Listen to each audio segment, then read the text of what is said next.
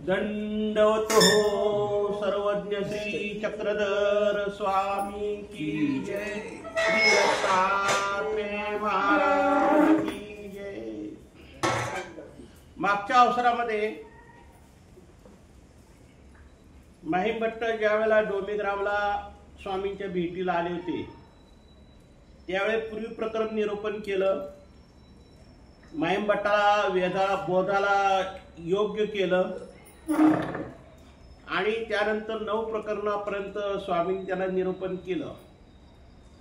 पण पुढे शिन्नस्थळीपासून ते डोमेग्रामपर्यंत काय काय लीळा झाल्या आहेत त्या त्या पुढच्या आपल्याला अवसरामध्ये ऐकायला मिळेल। पिंड प्रदानी शिक्षापणे म्हणजे पिंड पाडण्याबद्दल औसाचा जो समज होता ब्राह्मणाकडनं पिंड पाडावं याच्याबद्दल देव तिला काय करतात, एक प्रकारे शिक्षा पण करतात, समज घालतात। आपल्या स्वामी जगन्नाथाच्या संबंधी वस्त्रात किती सामर्थ्य आहे याची प्रचिती औसाला खडकावर टाकलेल्या उपरण्यावर आली। मागच्या अवसरामध्ये पाण्याचा लय खळखळाट आवाज येत होता नदीमध्ये आणि भक्तजनांना निरोपण ऐकायला नीट येत नव्हतं, म्हणून देवानी औसाला सांगितलं तुम्ही तिथं आमचं एक वस्त्र टाका खडकावर। ते खळखळाट थांबलं, पण ते खळखळाट थांबल्यानंतर देवाने उलट औसाचं कौतुक केलं की औसामध्ये किती सामर्थ्य पहा, की महात्म्याच्या वस्त्रामध्ये किती सामर्थ्य असते। ते खळखळाट आवाज बी बंद झाला। ते म्हणते जी जी माझं कशाचं सामर्थ्य हे आपली हे कृपा आहे, आपल्या कृपेमुळे ते खळखळाटचा आवाज बंद झाला। म्हणजे एक प्रकारे आमचे स्वामी औसाला मोठेपणा द्यायचे आणि तिची तशी पूर्ण श्रद्धा होती देवावर। परंतु क्षणोक्षणी परस्पर विरोधी भावकाने उत्साह म्हणून निघणाऱ्या भोळ्या भाबऱ्या औषेला त्यांचे भान फार काळ राहिले नाही। त्यांना काळाला भान राहायचं नाही की आपण काय करतोय, आपण कुठं चुकतोय, आपण काय करायला नाही पाहिजे, हे काय वेळेला त्यांच्या लक्षात यायचं नाही। तिने चक्क एका दामापायी आमचे बहिर्वस्त्र एका ब्राह्मणाला देऊन टाकले। तिचा स्वभाव असा होता की एकदा तिने काय केलं, आमच्या स्वामीचे एक वस्त्र होतं, ते वस्त्र एक दामसाठी एका ब्राह्मणाला काय केलं, तिने परस्पर विकून टाकलं। आमच्या स्वामींना सुद्धा माहित नाही तिने काय केलं ते। बहुतेक त्या दिवशी सर्व पित्री अमावस्या होती, त्यातच सोमवती असल्यामुळे पिंड खडकाच्या सभोवती अफाट जनसमुदाय जमला होता। आता डोमेग्रामला एक पिंड खडक म्हणून एक स्थान आहे आपलं, आणि त्या पिंड खडकावर बरीच लीळा झालेली आहे। आणि त्या पिंड खडकावर तिथं काय झालं, पित्र घालण्यासाठी लोक जमा झालेली होती आणि नेमकी पित्र अमावस्याच होती त्या दिवशी।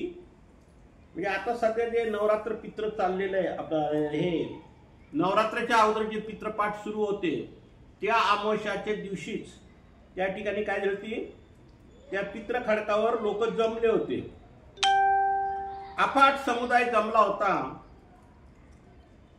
बहुतेक सर्व पित्री अमावस्या होती, त्यातच सोमवती असल्यामुळे पिंड खडकाच्या सभोवताली अफाट जनसमुदाय समुदला होता।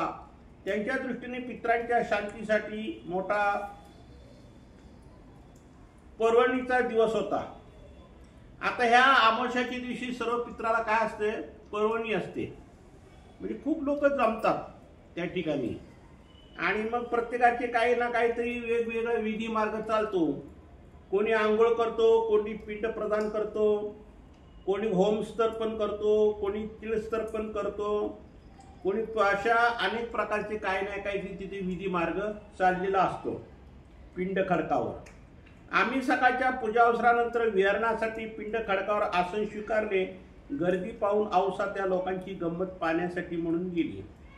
आता या पिंड खडकावर आमच्या स्वामीने आसन स्वीकारलं खरं, पण जिकडे ते पिंडाचा जे कार्यक्रम चालू होता तिथली गर्दी पाहून, तिथली गंमत म्हणून त्या ठिकाणी ही औसा गेली। स्वामीने काय माहीतच नाही, स्वामीने न विचारताच गेली।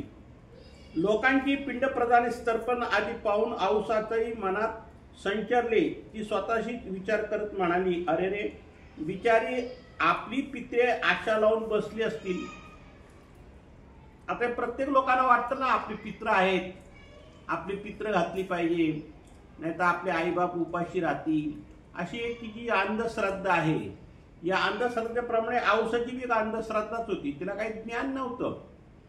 ती फक्त वेद्यामुळे स्वामींजवळ आली, पण तिला ज्ञान काढीचं नव्हतं. परंतु तिला असं वाटलं की आपली पित्र अशीच आशा लावून बसली असतील आणि कन्या मीच आणि पुत्री मीच, माझ्याशिवाय त्यांना तर कोण आहे. म्हणजे आता पित्र घालायची म्हटली तर तिला भाऊ बिऊ नसेल, कोणी नसेल, ती एकटी होती ना. मग ती म्हणली आई वडिलांनी मी मुलगीच आहे आणि मीच मुलगा आहे, त्याच्यामुळे आता हे पित्राचं काम मलाच करावं लागलं, असं तिने मनामध्ये काय केला, विचार केला. बस एखादी गोष्ट औसाच्या मनात आली की अधिकच विचार करण्याची तिला गरज भासत नसत. तिने लागलीच एका ब्राह्मणाला गाठले आणि विचारले, हो रे, तू पिंड पाडू शकतोस का रे. मग एका ब्राह्मणाला विचारलं, का रे, तू पिंड पाडू शकतोस का, असं म्हणून त्या ब्राह्मणाला विचारलं. होय आई, ब्राह्मणे होकार दिला. तसं लगबगीने तिने कणिक आणली आणि आमची बहिर्वास तिच्याजवळ होता, तो ब्राह्मणाला देऊन ती त्याच्या करवी पिंड प्रदान करण्याची क्रिया करून घेऊ लागली. आता तिने एका दामामध्ये आमच्या स्वामींचं हे काय केले, तिने तिथं वस्त्र, बहिर्वास वस्त्र दिलं आणि पिंडाचा विधी, पिंड प्रदान करण्याची विधी क्रिया काहीतरी त्या ब्राह्मणाकडून करून घेऊ लागली. ती आपल्या एका पित्राची नावे सांगत होती आणि नावे मंत्रोच्चार गुंफन ब्राह्मण त्यांच्या नावाने पिंड प्रदान करत होता. मग आता ते पिंड प्रदान करताना त्या आई बापांचं नाव सांगावं लागतं ना. मग ती अशी नाव सांगू लागली आणि पिंड प्रदान करत होती. तितक्यात नागदेवाचे तिकडे लक्ष गेले व ती करीत असलेल्या प्रकार पाहून तिच्याकडे गेला आणि त्याला पाहून ती दचकली. आता ते पिंड प्रदानाचा विधी मार्ग करत होती का बामणाकडून ही औसा, हे सगळा प्रकार कोणी बघितला, नागदेवानी बघितला. म्हणून नागदेव स्वतः तिथं जाऊन बघू लागले की काय करते म्हणून. असल्या विकल्प क्रिया आमच्या तात्विक सिद्धांतात अग्राह्य आहे. म्हणजे हे जे पिंड पाडणं, पिंड प्रदान करणं, ह्या सगळ्या विधी मार्ग आपल्या ह्या दैवराटीत किंवा आपल्या स्वामींनी ह्या काही विधिलेल्या नाही, हे काही ग्राह्य धरलेले नाही, अग्राह्य आहे. म्हणजे ह्या विधी आपल्याला मान्य नाही किंवा ह्या आपले विधी करत नाहीत. हे एवढं असून सुद्धा या औसाने काय केलं, पिंड प्रदानाचं विधी करत बसली. हे तिच्या ध्यानात आले. तशी ती गयावया करीत नागदेवाला म्हणाली, अरे वा नागदेवा, बिचारांना कोणी नाही रे, म्हणून मी करीत आहे. आता तिने त्याचा विपर्यास वेगळा केला. ती काय म्हणते, या ब्राह्मणांना काहीच नाही या ब्राह्मणांजवळ, म्हणून मी यांच्याकडनं पिंड प्रदान करण्यासाठी आली, याला बिचारांना आपल्याशी कोण देणार, असं काहीतरी ती भावार्थ करू लागली. आणि मग काय म्हणते नागदेवाला की तू आमच्या स्वामींजवळ काही बोलू नको, तरी स्वामी जगन्नाथासमोर काही सांगू नकोस रे बा, आणि आमच्या स्वामी जगन्नाथाला जवळ काही बोलू नको, अशी ती गयावया करून बोलू लागली. नागदेवाला तिचा स्वभाव चांगला माहीत होता. आता जर हिला विरोध केला तर ही भांडायला मागं पुढं पाहणार नाही. तर नागदेवाला ती एक काळजी होती की हिच्याबद्दल जर स्वामीजवळ काही जर बोललो तर ही भांडायला काही कमी नाही, आणि थोडासा स्वभाव भांडखोर बी होता. हे जाणून तो काही न बोलता आमच्याकडे आला व तक्रारीच्या स्वरात आम्हाला म्हणाला, जी पाहिलं का औसा देवीचे कर्तृत्व. मग तो नागदेव आला आणि स्वामींना सांगू लागला, तिचं कर्तृत्व पाहिलं का औसाचं, काय करते ही ब्राह्मणा करवी पिंड प्रदान करत बसलेली आहे आणि ही विधी आपल्याला चालत नाही. आणि ही परस्पर काय करते, तुमचंच वस्त्र घेऊन त्या ब्राह्मणाला दिलं आणि तिथं पित्रांची म्हणजे त्या आईबापांची नावं सांगून तो ब्राह्मण मंत्रोच्चार करून तो पिंड प्रदान करतोय. आपली बहिर्वास त्या ब्राह्मणाला दिली आणि कणिक आणून खुशाल त्याच्या करवी पिंड प्रदान करत बसली. आणि तुमचं वस्त्र बी तिने त्या ब्राह्मणाला दिलं आहे आणि कणिक बी दिली आहे आणि पिंड प्रदान करत बसलेली आहे. म्हणजे ही सगळी विधी देवतीची आहे, विकल्पजनित विधी आहे. आणि अशी ही विधी औसा काय करते, परस्पर स्वामींची परवानगी न घेता किंवा स्वामींना न विचारता परस्पर पिंड प्रदानाचे विधी करत बसली. स्वतः आपल्या पितरांची नावे सांगत आहे आणि शिवाय ती आपल्या पितरांची नावं सांगते आणि त्याप्रमाणे पिंड प्रदान करते. आमच्या वस्त्राचे मूल्य त्या ब्राह्मणाला काय समजणार. आता देवाला माहिती होतं की आमचे वस्त्र कसे अमूल्य आहे, या वस्त्राचं मूल्य त्याला काय समजणार. पण हिने न विचारता औसाने काय केलं, त्या ब्राह्मणाला आमच्या स्वामीचं बहिर्वास वस्त्र जे होतं ते काय केलं, एका दामासाठी दिलं. पण औसाने ते जाणून घ्यायला हवे होते, पण तिचाही बिचारीचा काय दोष. देव काय म्हणतात की त्या बिचारीचा काय दोष आहे, तिला या आमच्या वस्त्राचं काय महत्व हे तिला काय माहिती. त्या ब्राह्मणाला हे वस्त्र देऊन काय मिळणार आहे त्या ब्राह्मणाला तरी, आणि त्याला त्याचं काय महत्व आहे. ती वेदपूर्वक अनुसरलेली होती. आता ती औसाई काही ज्ञानपूर्वक अनुसरली नव्हती, तर वेदाने अनुसरली होती. म्हणजे स्वामीच्या दर्शनाला वेधली आणि ते वेदामुळे काय झाली, ती अनुसरण तिला घडलं. ज्ञानाशी तिचा फारसा काही संबंध नव्हता आणि तिला चतुर्विध साधनाचं किंवा चौपदार्थाचं ज्ञान वगैरे तिला काहीच नव्हतं. आणि तिची धारणा शक्ती त्या मापाची नव्हती आणि तिची काही धारणा शक्ती नव्हती. ती नाथ संप्रदायातून आलेली होती, त्याच्यामुळे तिकडचं बी तिला अज्ञानत्व होतं आणि इथलं बी अज्ञानत्व. आमच्या विषयीची आत्यंतिक आवड आणि श्रद्धा एवढंच बहुमोल शिजोरी तिच्याजवळ होती. तिच्याजवळ काय शिजोरी होती, फक्त आमच्यावर श्रद्धा होती आणि भावना होती. एवढ्या आत्यंतिक भावनामुळं किंवा श्रद्धेमुळं ती वेधली होती आणि त्याच्यामुळे ती आमच्याजवळ अनुसरली. त्यामुळे तिच्या सगळ्या चुका अपराध आम्ही पोटात घालायचो. मग तिच्या सगळ्या चुका ज्या काय व्हायच्या त्या आम्ही काय करायचं, पोटामध्ये घालायचं. आताही तिच्यावर न रागवतात आम्ही नागदेवाला म्हणालो, वानऱ्या जाऊ दे, झाले ते झाले, पण आता एक दाम त्या ब्राह्मणाला नेऊन दे आणि त्याच्याकडून तो बहिर्वास वस्त्र घेऊन ये. आता तिने त्या ब्राह्मणाला जे वस्त्र दिलं होतं आमच्या स्वामींचं, ते हा काय म्हणले, आपले स्वामी काय म्हणले, त्या नागदेवाला म्हटले त्याला एक दाम दे आणि आपलं वस्त्र परत घेऊन ये. आणि औसालाही बोलून आण. आणि औसा तिथंच होती, पिंड प्रदानाचा विधी करत बसली होती, तर तिला सुद्धा बोलून आणा असं देवाने तिला नागदेवाला सांगितलं. नागदेव गेला, त्या ब्राह्मणाला एक दाम देऊन बहिर्वास घेऊन आला. सोबत औसालाही बोलून आणले. येताच आम्ही काही बोलण्याच्या आत औसा दंडोत घालून श्रीचरणी लागली. आपल्या वागण्याचे समर्थन करत म्हणाली, जीजी स्वामी जगन्नाथा, बिचारे पितर आशा लावून बसले असतील म्हणून मी तेथे गेले. बघा म्हणजे किती अज्ञान बुद्धी तिची. हे माझे पितर तिथं आता हे ब्राह्मण लोकांना बी आशा असते की कोणीतरी पित्र घालावं, पिंड पाडावं. आणि जे पित्र जे आहेत ते बी वाट पाहतात की आम्हाला कोणी खाऊ घालेल का, जीव घालेल का. म्हणजे अशामुळं मी काय केलं, त्या बिचारा ब्राह्मणांकडे बघून किंवा माझ्या पित्रांकडे बघून मी तिकडे काय केलं, पिंड प्रदान करायला गेले. अशी सहज बोलून गेली. देव काय म्हणतात, हे काय नायका, औसाला नायका म्हणायचे देव नेहमी.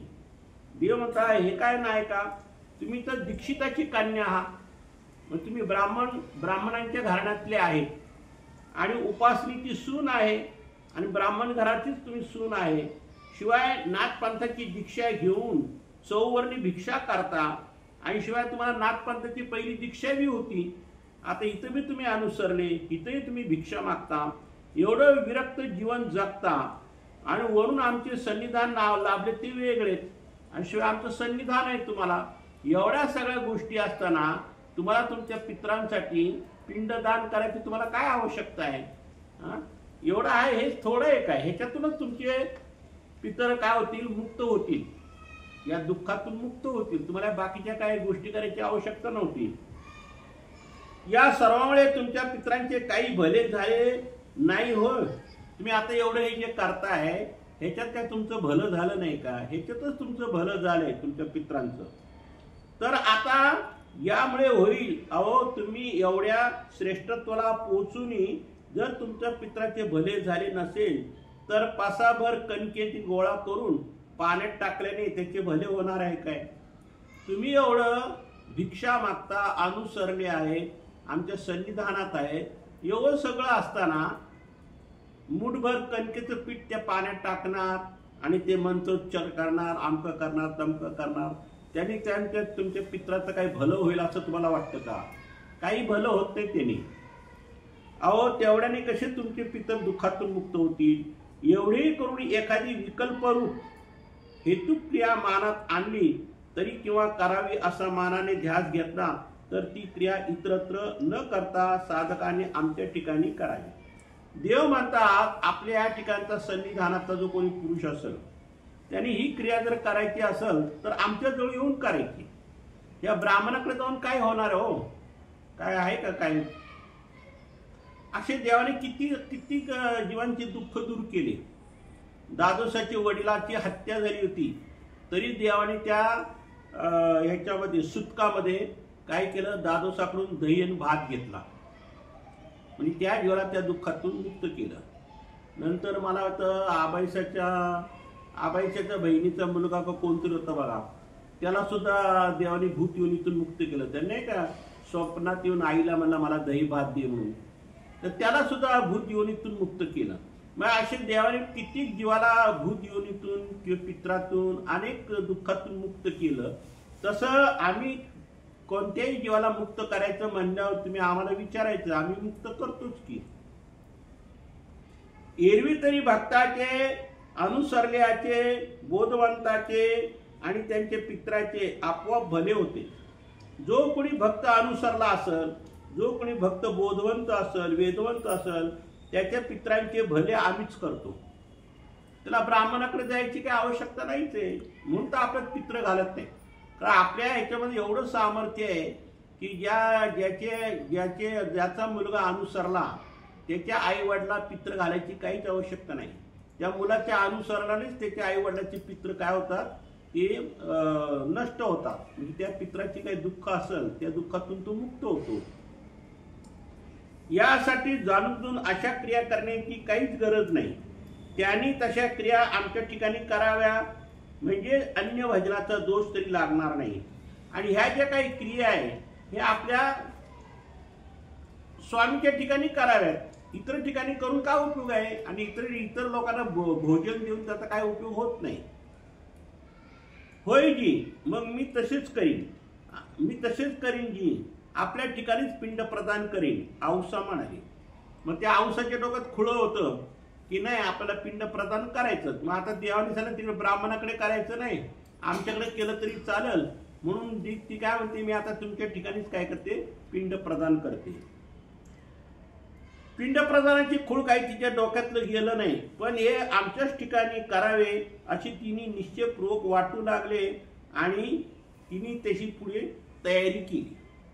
म्हणजे आता पिंड प्रदान स्वामी घेऊ म्हटल्यानंतर तिने लगेच तयारी केली. म्हणजे तिचं पिंड प्रदानावर किती श्रद्धा होती बघा, किती विश्वास होता. देवाने तिला एवढं सांगितलं समजून की आमच्या सन्निधानात असणारा, अनुसरलेला, भिक्षा मागणाऱ्याला पिंड प्रदान करायची काहीच आवश्यकता नाही. पण तरी म्हणते मी तुमच्या ठिकाणी पिंड प्रदान करीन. आणि खरोखरच एके दिवशी आम्ही सकाळच्या पूजा अवसरानंतर पट्टी शाळेवर आसनी उपविष्ट असताना विनवले, जी स्वामी जगन्नाथा मला नागदेवा करवी पहिलं तिरी पोचवावे जी. म्हणजे डोंबिग्रामची लीळा आहे आणि नदीच्या पलीकडे तिला जायचं होतं, पण त्या नदीला पाणी खूप होतं. म्हणून तू देवाला काय म्हणते की नागदेवाला सांगा की मला ह्या नदीच्या पलीकडे पाण्यातून नेऊन सोड म्हणून. पावसाने पूर्णपणे विश्रांती घेतली खरी, परंतु कदाचित नाशिक त्र्यंबकेश्वरकडे थोडाफार पाऊस पडत असावा. शिवाय गोदावरीला वरील भागात कित्येक नदीचे विसर्जन होत होते, त्यामुळे अजून तरी गोदावरी पात्रामध्ये उतार तयार झाला नव्हता. म्हणजे काही गळ्यापर्यंत म्हणा, कमरेपर्यंत, छातीपर्यंत त्या नदीला पाणी होतच. म्हणजे पाणी काय पूर्ण उतरलं नव्हतं, पाऊस थांबला होता, पण तरी हिला औसाला भीती वाटू लागली नदीतून जायला. म्हणून ती देवाकडे परवानगी मागते की तुम्ही नागदेवाला सांगा मला नदीच्या पलीकडे पाठवा म्हणून. आता देवाला माहिती होती ही नदीच्या पलीकडे कशा करता जाणार आहे ते, पण देव तिला काही तसे विरोध केला नाही. उलट थोड्याफार प्रमाणात पाणी वाढतच चालले होते. निदान औसासारख्या स्त्रीला एकटीला पैलती पाठवणे अशक्य होते. आणि देवाला माहित होतं की हे नदीचं पाणी कमी जास्त व्हायचं. कधी पाणी वाढायचं, कधी पाणी उतरायचं, कधी पाणी वाढायचं. त्यामुळे औसाला एकटीला पाठवणं काही योग्य नाही असं देवाने विचार केला. म्हणून तिने नागदेवाचा आधार पाहिला होता. तिला पहिलं तरी कशासाठी जायचे हे आम्ही जाणले, म्हणून आम्ही नागदेवाला विचारले, वानऱ्या तुला पहिलं तिली काही काम आहे का? म्हणजे नदीच्या पलीकडे जायला तुला काही काम आहे का असं देव काय म्हणतात, नागदेवाला म्हणतात. होय जी, मला वस्त्र आणण्यासाठी पैलतीरी जायचे आहे असं नागदेव म्हणला. आणि नागदेवाला त्या नदीच्या पलीकडे जाऊन आपल्या स्वामींचे काहीतरी वस्त्र आणायचे होते. मग ते वस्त्र आणण्यासाठी मला जावंच लागणार आहे असं नागदेव म्हणाला. तर मग जाशील तेव्हा औसाला सोबत घेऊन जा आणि पैलतीरी पोचवा अशी आम्ही त्याला आज्ञा दिली.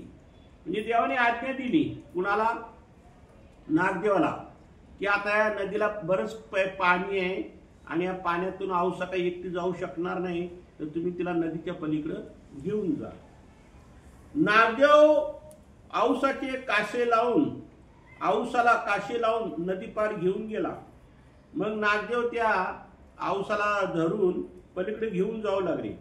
आपण वस्त्रे आणायला जाताना औसाला म्हणाला, औदेवी तुझे काय काम असेल ते उरकून घे. तू लवकर आलीस तर माझी वाट पाहत थांब आणि मी अगोदर आला तर तुझी वाट पाहिन. म्हणजे पलीकडच्या तीरावर. आता हे दोघ जण दोन ठिकाणी गेले ना आपापल्या कामाला. मग ते औसाला म्हणतात, तू जर पहिली आलं तर तू माझी वाट बघ, मी जर आलो पहिलं तर मी तुझी वाट बघीन आणि आपण दोघं म्हणून एकदम नदीच्या पलीकडे जाऊ. होय रे बा नागना असे म्हणून औसा निघून गेली. तिथे नाथोकोरो नावाच्या सधन पुण्यशील सद्ग्रस्ताने अन्नक्षेत्र मांडलं होतं. बघ आता या औसाच्या डोक्यात काय प्रकार. तिथे एक अन्नक्षेत्र चाललं होतं आणि त्या अन्नक्षेत्रातलं अन्न आणायसाठी ही तिथे गेली. म्हणजे भिक्षेला बी जात होती आणि त्या अन्नक्षेत्रातलं अन्न आणायचं ना. आता तिला हे करायचं आहे ना पिंड प्रदान स्वामीच्या हाताने, म्हणून तिची सगळी तयारी खटाटोप चालली. तेथे जाऊन तेथील सेवकांना विचारले, काय रे भात आहे? आता इतक्या सकाळी कोण कशाला भात शिजून ठेवील?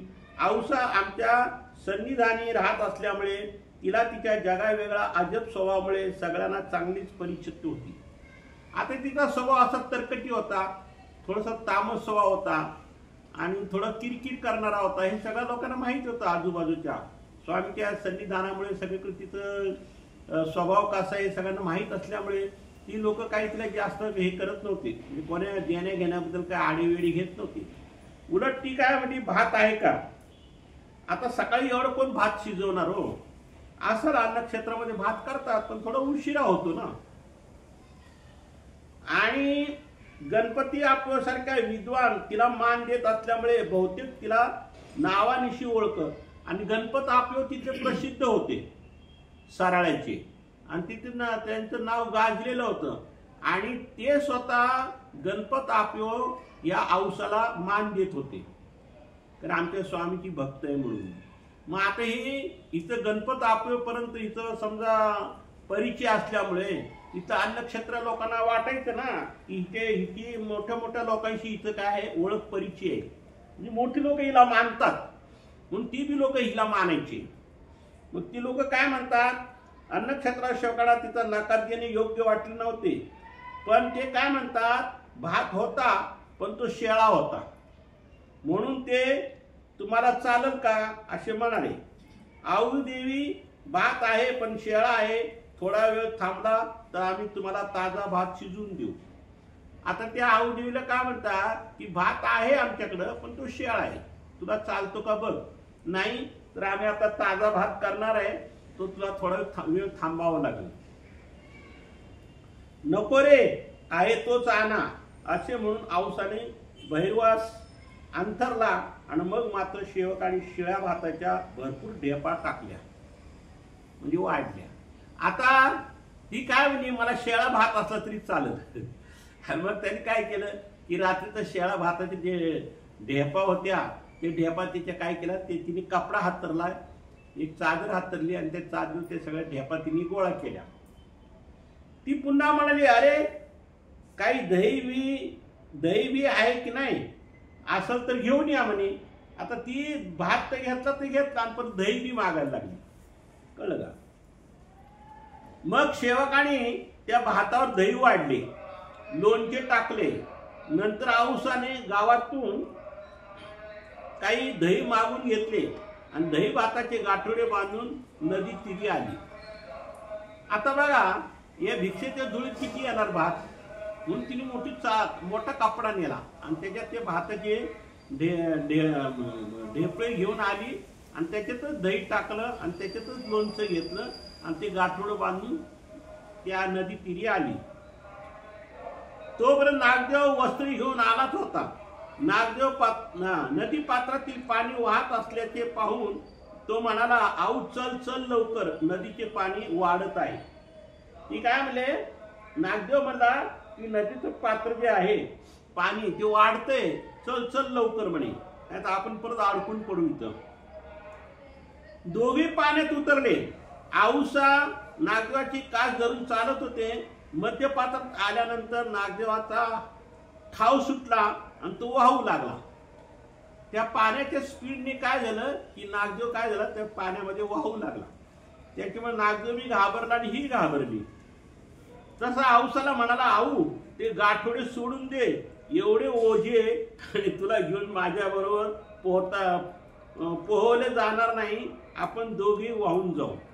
आता ते भाताचं दह्याचं लोणच्याचं गाठोडं जडच असणार ना, त्यांनी बऱ्याच ढेपा टाकल्या होत्या.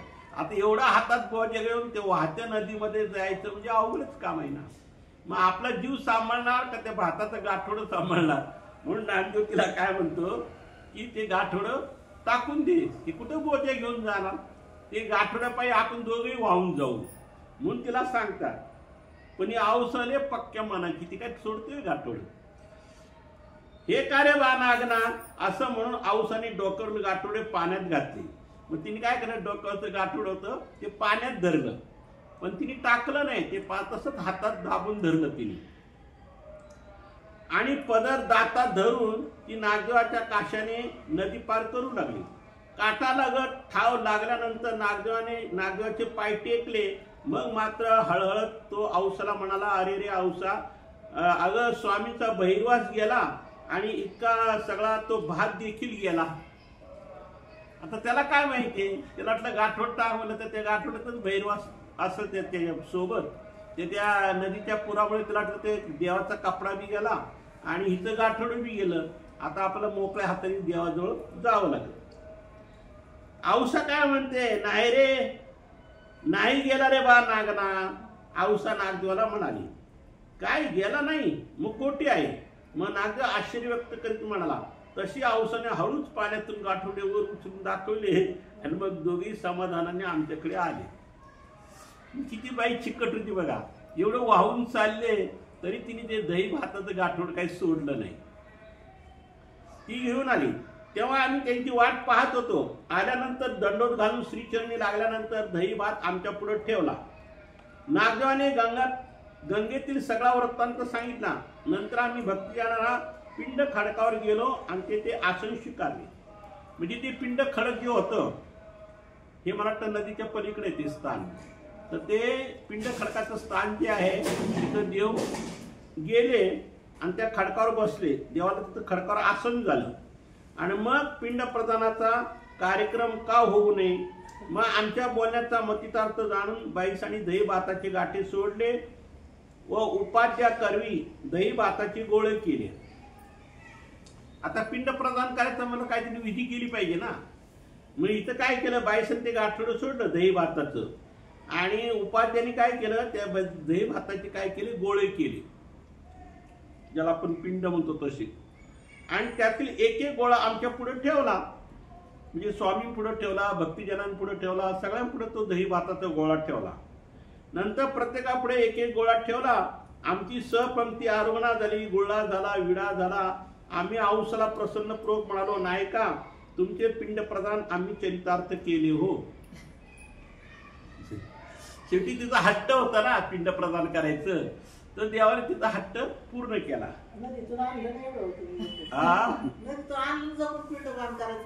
हा बघा ना, पण ते आपल्याला का करायचं ना, ती देवता विधी आहे ना, त्याच्यामुळे आपल्याला करायचं नाही. पण हिच्या हट्टापायी देवाला ते करणं भाग पडलं. आम्ही औषधाची मनीषा पूर्ण करून तिच्या पित्रांना नरक दुःखातून मुक्त तर केले, पण ग्रहणदानाने ब्रह्मांडस्था व पितृदेवतेचे फळही दिले. म्हणजे ब्रह्मांडस्था देवतेचं बी फळ दिलं आणि पितृदेवतेचे फळ दिलं आणि नरकातून बी त्यांची सुटका केली. म्हणजे अशा प्रकारे आमच्या स्वामींनी पिंड प्रदान म्हणजे त्या पिंडाचा उपहाराचा स्वीकार केला. आणि बघा ना, दादोसाच्या वडिलांचा बी दही भाताचा स्वीकार केला, औषध पिंड प्रदान करताना बी दही भाताचा स्वीकार केला. आणि त्या आबायसाच्या बहिणीच्या मुलाचं बी स्वप्नात दही भात माहितला तर आईला, तिथं स्वतः देव काय म्हणले, आम्ही तुमचा मुलगा असं समजा आणि आम्हाला दही भात खाऊ घाला. म्हणजे तिथं सुद्धा त्याला भूत येऊन इथून सोडवायसाठी देवाने तिथंही दही भाताचा स्वीकार केला. म्हणजे ह्या विधीला दही भाताचा जास्त मान दिसतो.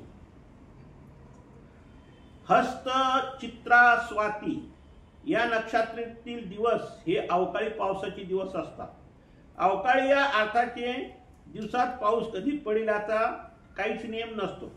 चित्रा स्वाती नक्षत्रात अक्षरशः रणरणते ऊन असते, आकाशही अगदी निब्र असते, परंतु अकस्मात आकाशात कधीतरी कुठेतरी एखादा लहानसा टिपूस दिसतो आणि बोलता बोलता इतका भव्य रूप धारण करतो की सगळीकडे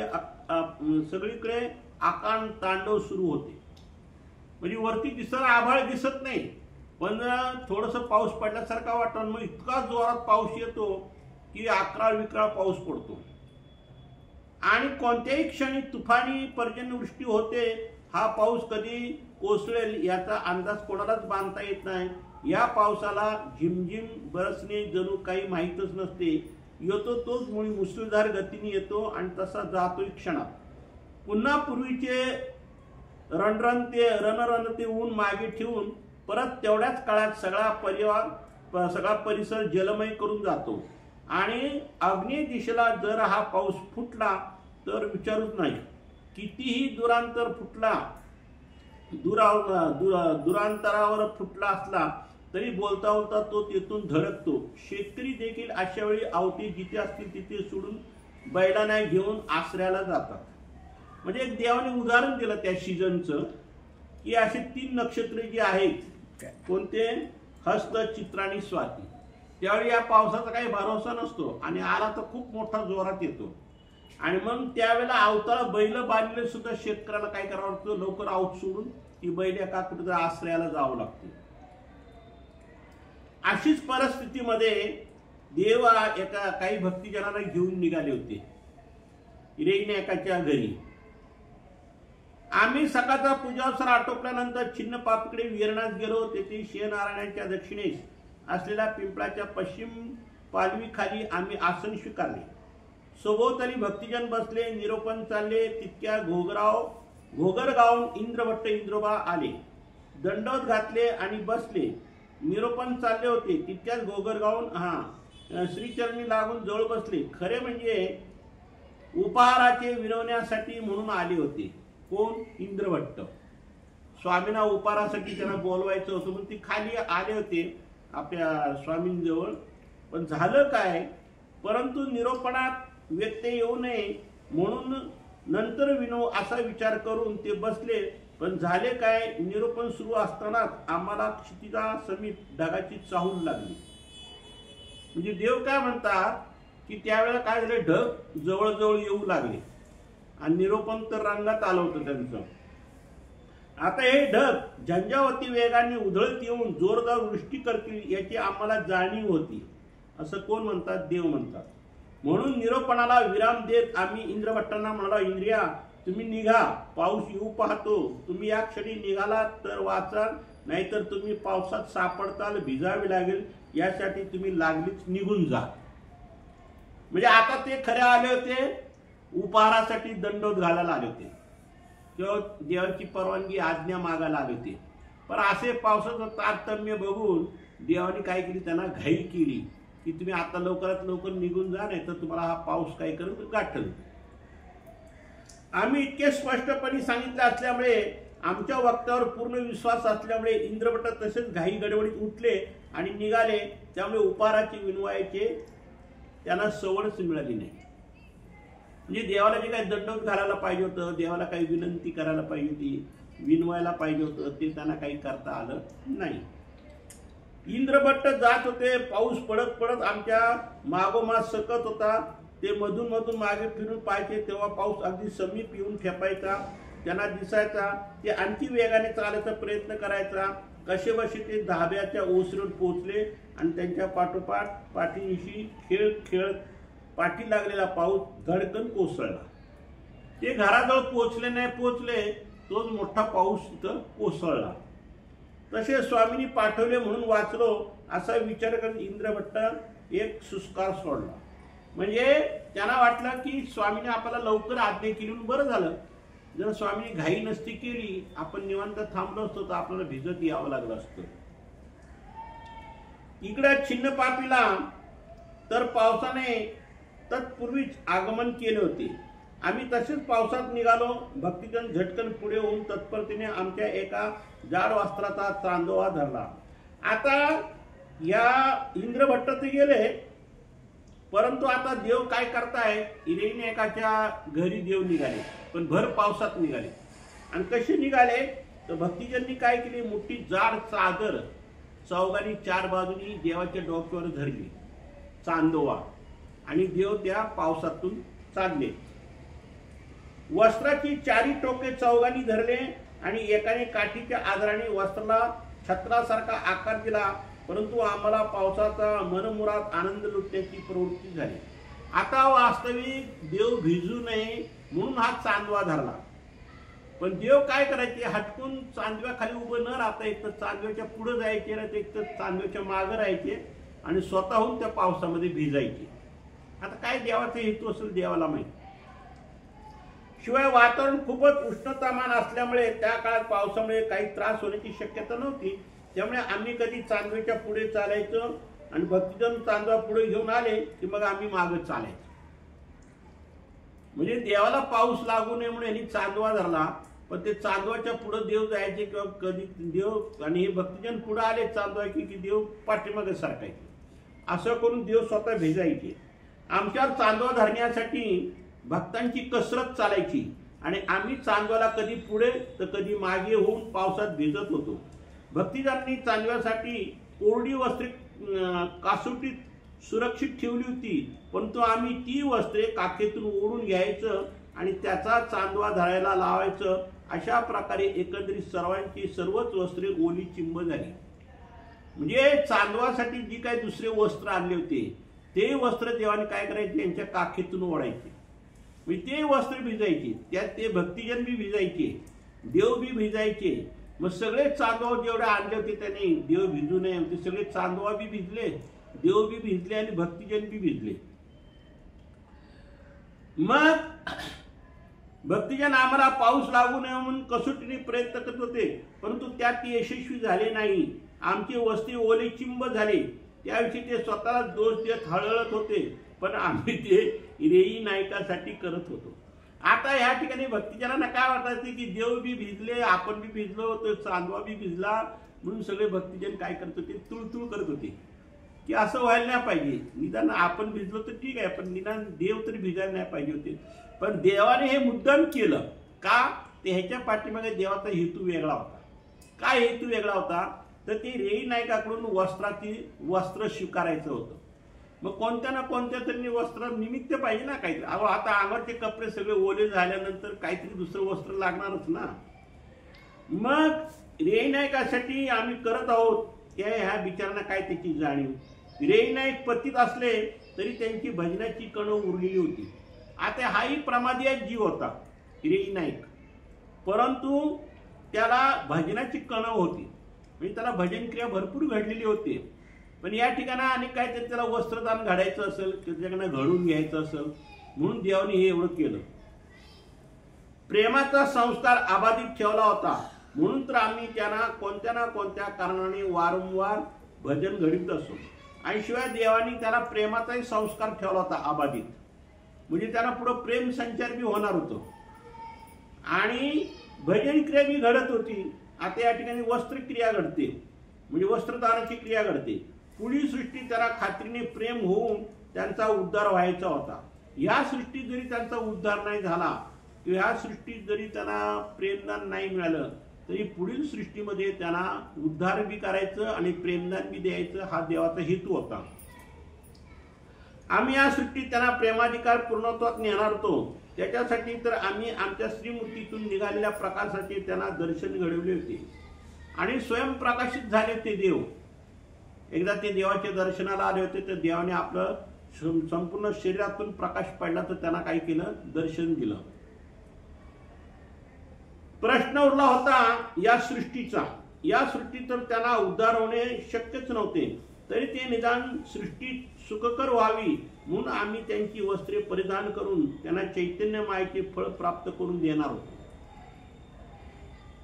नाही का, काही जीवाला एक सृष्टीपर्यंत अवघड्यामध्ये ठेवतात किंवा कोणत्या एखाद्या देवी देवतेच्या फळाला पाठवतात.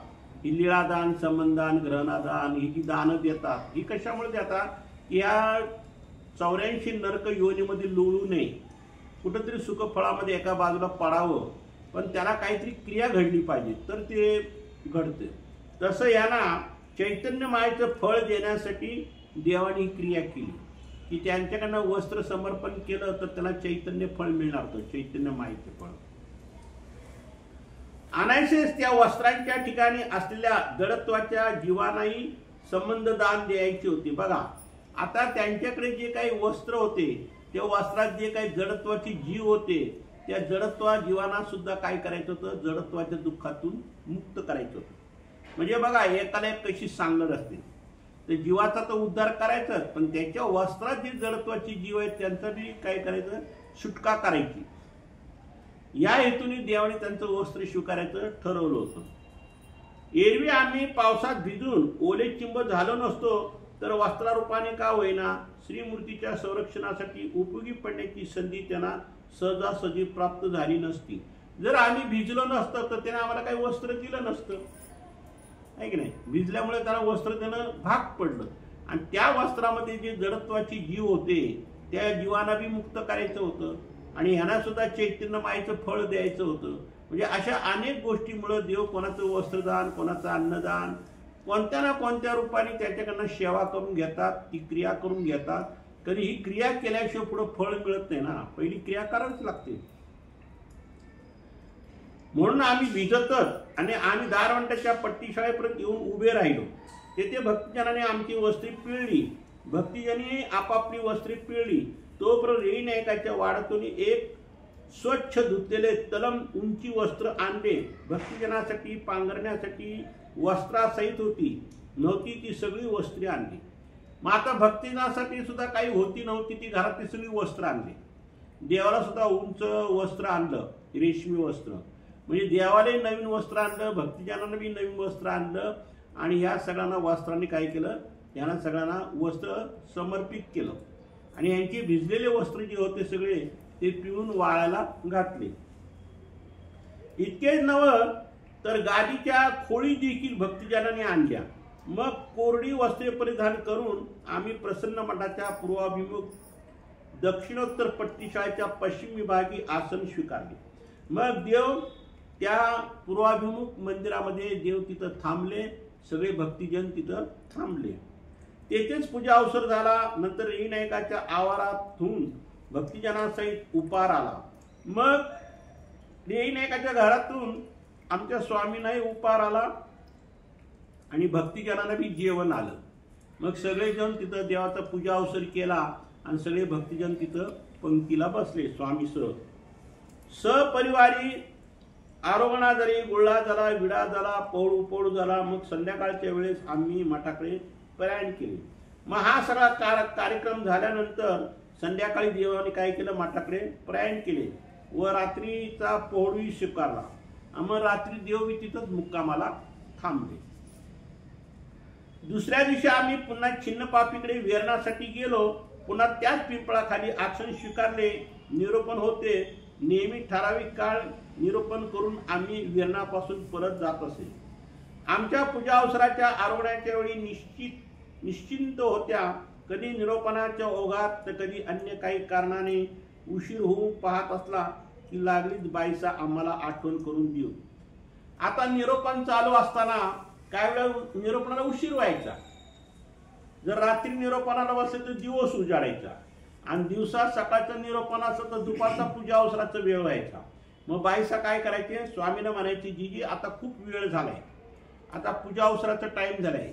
मग कधी सायंकाळचा पूजा अवसराला वेळ व्हायचा, कधी दुपारच्या पूजा अवसराला वेळ व्हायचा आणि कधी रात्रीचं जरा निरोपण असं तर सकाळचा दिवस उजाडायचं. मग अशा वेळी बाईसा काय करायची, स्वामींना म्हणायच्या की आता खूप उशीर होतो, आता काय करा निरोपण बास करा. कारण भक्तिजन बी कंटाळायची बसून बसून. बाईसा सगळ्यांची काळजी घ्यायची. परतण्याविषयी आग्रह धरत आधी तसेच झाले. निरोपण अवसर संपला तरी आम्ही काही ना काही विषय काढून निरोपण करत असे. मग देव सुद्धा काय वेळेला भक्तिजनांना बोलता येत नाही, मग स्वतःच देव प्रश्न करायचे आणि स्वतःच देव उत्तर द्यायचे. कारण कुठं काय बोलावं, कुठं कसा विषय मांडावा हे भक्तिजनांना काही सुचत नव्हतं. पण देव काय करायचे, मुद्दाम स्वतःहून बोलायचे आणि स्वतःहूनच त्याचं उत्तर द्यायचं. असं कोणते निरोपण लांबवत राहायचे. डोमेग्रामला पोहोचेपर्यंत पूजा अवसर आरोहणाची वेळ होईल. अशा दरम्याने अखेर बाईसा म्हणाल्या, बाबा पुरे करावे जी आता निरोपण, आरोहणेच उशीर होईल. मग आता हे समजा शिन्नस्थळीला निरोपण चालू असेल आणि त्याला डोमेग्रामला जायचं होतं. मग तिकडे जाईपर्यंत आपल्याला पूजा अवसराचा वेळ होईल आणि शिवाय आपल्याला इथून निघायला उशीर होईल. तर आता हे निरोपण काय करा, थांबवा, असं बाईसा काय करायची, स्वामींना आग्रह करायची. देव काय म्हणतात पहा, बाई अजून हे मागत नाही. कोण मागत नाही? आम्ही उदराकडे अवलोकित बाईसांना नकार दिला, त्यामुळे बाईसा गप्पच बसली. म्हणजे देव आपल्या पोटाकडे बघायचे आणि ते काय म्हणायचे, देव त्या बाईसाला विनोदाने म्हणायचे की आता हे मागत नाही, म्हणजे पोटाला अजून काही भूक लागलेली नाही, तुम्ही कशाला आम्हाला आग्रह करता जेवा म्हणून. परंतु आमचे सर्व नियमित व्हावे अशी ती आमची भारी काळजी घेत असायची. पण तिला वाटायचं, बाईसाला वाटायचं की स्वामींना वेळच्या वेळेला जेवण झालं पाहिजे, वेळच्या वेळेला विश्रांती झाली पाहिजे, वेळच्या वेळेला पूजा अवसर झाला पाहिजे, असं बाईसाला वाटायचं. पण देव एकदा निरोपणामध्ये रमले तर काही वेळेला वेळ अवेळ सुद्धा व्हायचा. विनवीत म्हणाला, बाबा आरोहणाला उशीर होईल तरी आता बीजे करावी. बाई अहो पण अजून ते मागत नाही ना, त्याचं काय करावं? म्हणजे आमचं जे उदरनिर्वाह आहे, जे आमचं पोट आहे, ते पोट अजून काही जेवायला मागत नाही. मग तुम्ही कशाला आम्हाला आग्रह करता? आम्हाला भूक लागली की आम्ही होऊनच तुम्हाला सांगू की आता आम्हाला भोजन करायचं. आम्ही पुन्हा उदराकडे दृष्टिक्षेप टाकून बाईसांना नकार देत मार्कंडाला म्हणले, भास्करा देवळात चढा आणि घोगरगावच्या रस्त्याने कोणी येते का पहा. आता परत इकडे अजून दुसरा एक टाइम वाढवला. कोणता टाइम वाढला की घोगरगाववरून एक भक्त येत होता आणि तो भक्त येतो का दिसतो का म्हणून देव त्या मार्तंडाला काय म्हणले की तू देवळावर जा आणि वरतून बघ ते दिसतात का, मठावर जा. मार्कंड श्या नारायणाच्या देवळात चढला, परंतु त्याला कोणीच दिसेना. परंतु आम्ही सांगितले त्यार्थी कोणी ना कोणीतरी असणार याची त्याला खात्री होती. आता मार्कंडाला माहिती होतं की देवाने ज्या अर्थी सांगितलं कोणतरी लांबून येतंय ते पहा, म्हणजे कोणतरी येणारच असं.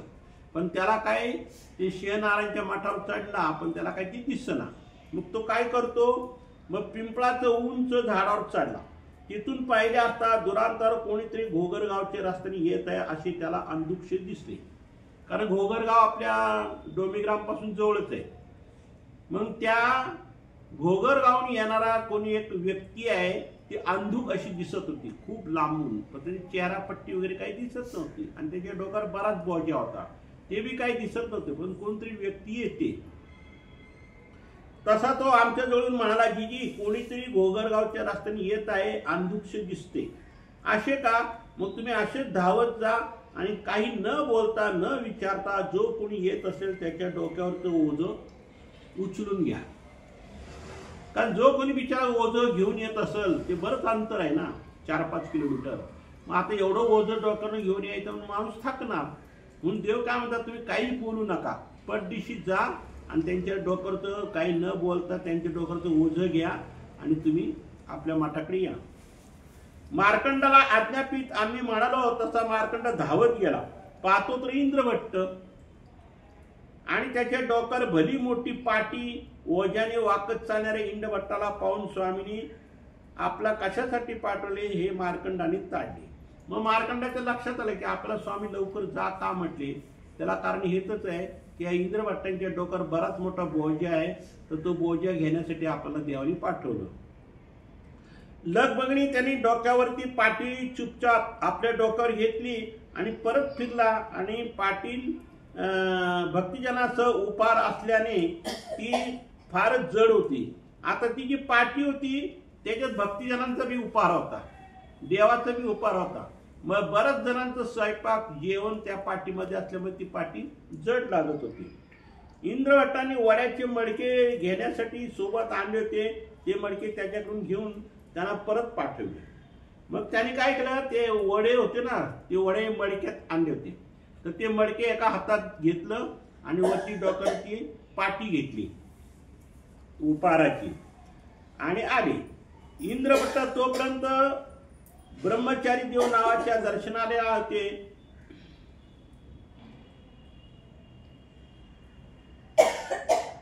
आमचे वास्तव्य पूर्वी पैठणला भोजनारायणच्या देवळात असताना हे ब्रह्मचारी देव आमच्या संपर्कात आले होते. आता देव काय सांगतात की हे ब्रह्मचारी देव म्हणून कोणी असेल अन्य भक्त, तो आमच्या स्वामीला कुठे भेटला होता, पैठणला भेटला होता. तेव्हापासून ते वेधले होते. ते अन्य मार्गी सन्नी असले तरी आमच्याविषयी त्यांना अपार आवड होती आणि तो अन्य महात्मा होता, परंतु देवावर त्याची अपार श्रद्धा होती. श्रद्धा निर्माण झाली होती, त्यामुळे तो आवर्जून आमच्या दर्शनाला येत असत. आणि आता तर काय, ते द्वारावतीला गेले होते. परताना आधी आमचं दर्शन घ्यायचे आणि मगच पैठणला जायचे बिराडी, असे ठरवून ते तपास करत आमच्या दर्शनाला आले. मग हा ब्रह्मचारी देव हा कुठे गेला होता, द्वारकेला गेला होता. तिथं द्वारावतीकारांची भेट झालीच होती, परंतु तिकडनं येताना तो पैठणला घरी न जाता पहिलं डोंबिग्रामला स्वामींच्या दर्शनाला आला. कारण त्याची अपार श्रद्धा असल्यामुळे त्याने असं ठरवलं की पहिलं देवाची भेट घ्यायची आणि मग घरी जायचं. त्या दिवशी इंद्रभट्टाच्या घरी पर्वानिमित्त धार्मिक सोहळा होता, म्हणजे पर्व होतं आणि त्या पर्वाच्या निमित्ताने काय होता, धार्मिक सोहळा होता. ब्राह्मणाधिकांना आमंत्रणे दिली होती, पण नेमके काल पावसामुळे आम्हाला विनवायची राहून गेली. आता कालचा जो कार्यक्रम होता त्या कार्यक्रमात पावसामुळे काय झालं, स्वामींना विनवता आलं नाही. म्हणून मग ते स्वामीला घरी न नेता ते स्वामींचा उपारासाठी तो इकडं काय आला, इकडं घोगरगाववरून इकडे घेऊन आला. कुठे घेऊन आला, आपल्या डोंबिग्रामला घेऊन आला. विधीनुसार ब्राह्मणांना भोजन देणे अगत्याचे होते, पण त्यांच्या अधिक ओढा आमच्याकडे होता. आता तिकडे ब्राह्मणाने जीव घातलं घरी, पण देवाकडे जास्त ओढा असल्यामुळे ते ब्राह्मणांचा कार्यक्रम मागे ठेवला. पण पहिलं देवाचा उपहार घेऊन ते डोंबिग्रामला आले.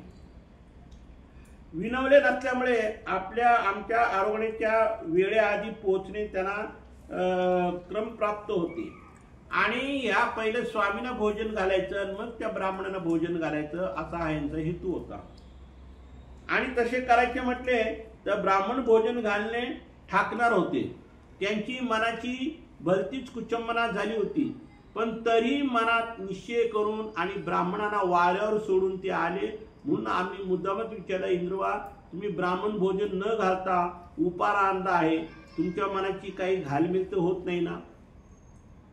कारण त्या ब्राह्मण लोकांना पहिले जीव घालायचं सोडून ते पहिले देवाला जीव घालायसाठी आले.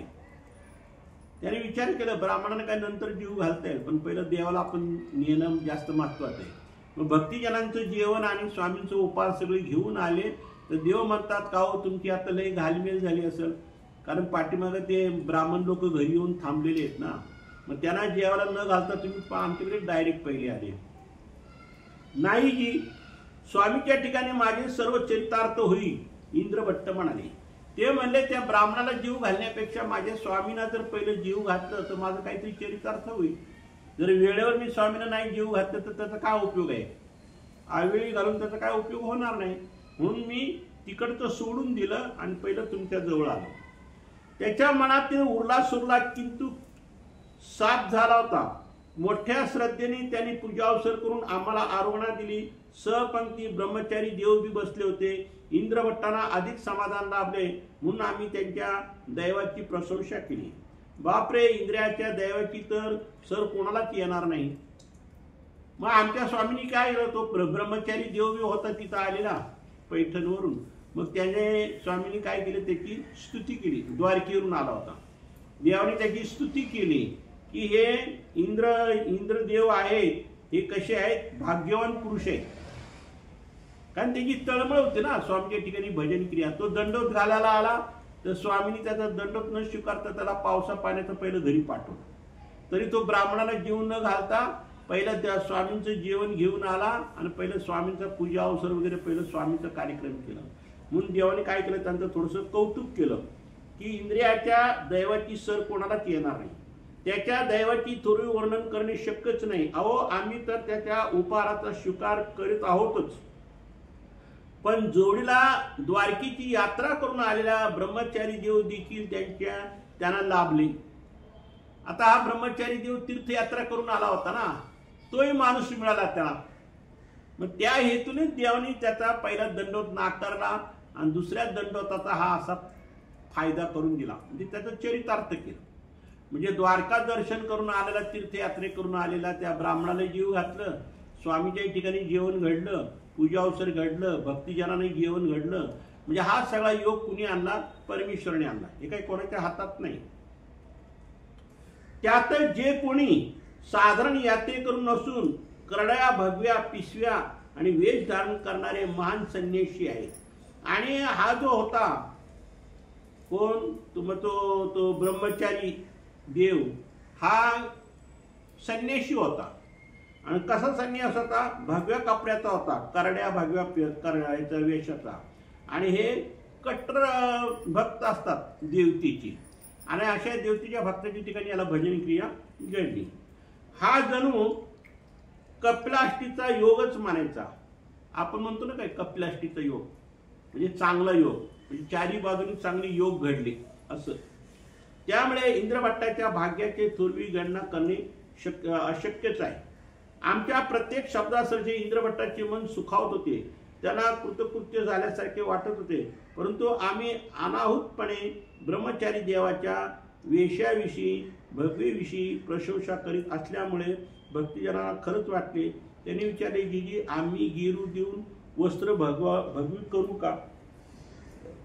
आता देवानी त्या भगवी वस्त्राचं त्या ब्रह्मचारी देवाच्या त्या कौतुक केलं.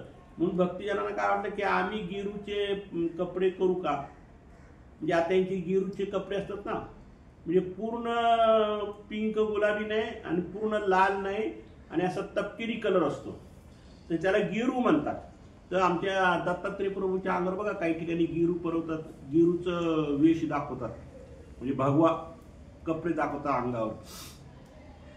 तसे हे भक्तिजन म्हणतात आम्ही करू का तसे कपडे? देव म्हणतात अरे पोरानो, अरे तसे करून कसं चालेल? किंचित हास्य शिकून आम्ही पुढे म्हणालो, भगवा रंग हा विकारशील असतो. भगवा रंग हा कसा आहे? विकार. कारण का आपल्या देवाने काय ना, मळघाण फेडीजे जळघाण लाविजे. म्हणजे मळघाण कपडे घाला, हे संन्यासाला मळघाण कपडे योग्य आहे. तुम्ही असे कडक इस्त्रीचे कपडे घातले तर त्याला संन्यासी म्हणत नाही. असे संन्यासाचे प्रतीक म्हणून भगव्या रंगाची वस्त्रे जगमान्य आहे.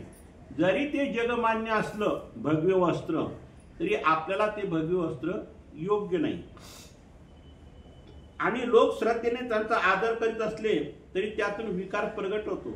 आणि या भगव्या कपड्यातून, वस्त्रातून काय होतो? हा विकार दोष उत्पन्न होतो. प्रत्येक रंगाचे स्वतःचे आपले एक अस्तित्व असते, स्वतःचे गुणविशेष असतात. त्यामुळे अप्रत्यक्षपणे मनावर, वातावरणावर परिणाम करीतच असतात. म्हणून किती सात्विक वातावरण असलेल्या ठिकाणी जर क्रूर भाव उत्सर्जित करणारा रंगछटांची योजना केली तर ते क्रूर भाव निर्माण होण्यास फार उशीर लागत नाही. संन्याशी कपडे आहेत ही गोष्ट खरी आहे, पण काही वेळेला अशा ठिकाणी सुद्धा क्रूर भावना उत्पन्न होऊ शकते. आता त्यांचे काय संन्याशी लोकांमध्ये काय भांडणं होत नाही का? त्यांच्यात बी भांडणं होतात. म्हणजे त्यावेळी रजतमाच्या बी गोष्टी घडतात.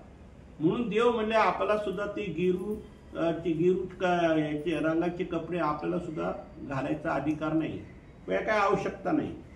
त्यामुळे राजस भाव उत्सर्जित करणाऱ्या भगव्या रंगामुळे राजस उत्पन्न होण्यास वेळ लागत नाही. भगव्या रंगाच्या वस्त्राकडे तुम्ही स्वतः विचार विवेकामुळे विकार अलिप्त ठेवलेले आहे, पण समोरचे काय त्याच्या मनावर नियंत्रण ठेवू शकत नाही. आणि समोरचा जर विकार भोगण्याचा उद्युक्त झाला तर लंगोट परिधान करून राहतात. त्याच्यासाठी तर भगवा रंग हा भलताच घातक आणि विशिष्ट इंद्रियावरील भगव्या रंगाची पट्टी अधिक उठून दिसते. म्हणजे भगव्या वस्त्राबद्दल सुद्धा इथं देवाने काय केलेलं आहे, विरोध केलेला आहे. मग आता ते कुठं भगवं वस्त्र सांगितले, हे आता लोकांनी सुरू केलंय. ते आपले काय भगवे नाही, आपले पिंक गुलाबी आहे. भगवा वस्त्र वेगळाच असतो तो. सुंदर दिसल्यामुळे विकाराचे कार्य अधिकच द्विगुणित होईल. शिवाय भगव्या रंगाच्या ठिकाणी विरमता कधीच स्थिरावू शकत नाही. त्यांच्या ठिकाणी रजरूप मानसिक वलय उचांबळून येतात. म्हणजे भगव्या वस्त्रामध्ये सुद्धा काय दोष आहे हे देवाने सर्व खुलसवून सांगितले. अशा वस्त्रा आधारित आपण काय कोणाचे काय दृष्टी स्थिरावत नाही, त्याच्या मागे कोणती आकर्षण निर्माण होत नाही. म्हणजे भगवे वस्त्राने कोण कसा आकर्षित होईल आणि कोणाकडून कसा दोष घडल हे रजतमाचे हे काही सांगता येत नाही. म्हणून आपल्या देवाने मळघाण सांगितले, पण भगवा वस्त्राला कुठं काही मान्यता दिलेली आपल्या याच्या वचनात किंवा याच्यात काही दिसत नाही. म्हणून अशा प्रकारे देवाने या ठिकाणी रेईनायकाला वस्त्रातून चैतन्य फळाला योग्य केलं आणि औसाचा जो काय हट्ट होता पिंड प्रदान करण्याचा, तो पिंड प्रदान करण्याचा सुद्धा देवाने काय केला, तो स्वीकार केला. आणि तिचे पित्र जे काय असतील त्या त्यांना दुःखातून सोडून त्याला देवतेच्या फळाला पाठवलं, त्या पित्र फळाला पाठवलं. तर अशा प्रकारे ह्या आजच्या डोमेग्रामच्या लीळा माहीमभट्टापासून सुरू झालेल्या आहेत आणि इथून पुढे बहुतेक सगळे डोमेग्रामच्याच लीळा आहेत. तर अशा प्रकारे हा आजचा अवसर आहे. आता पुढच्या अवसरामध्ये देव काय सांगतात ते आपण उद्या बघू. दंडवतो सर्वज्ञ श्री चक्रधर स्वामी की जय. श्री दत्तात्रेय महाराज की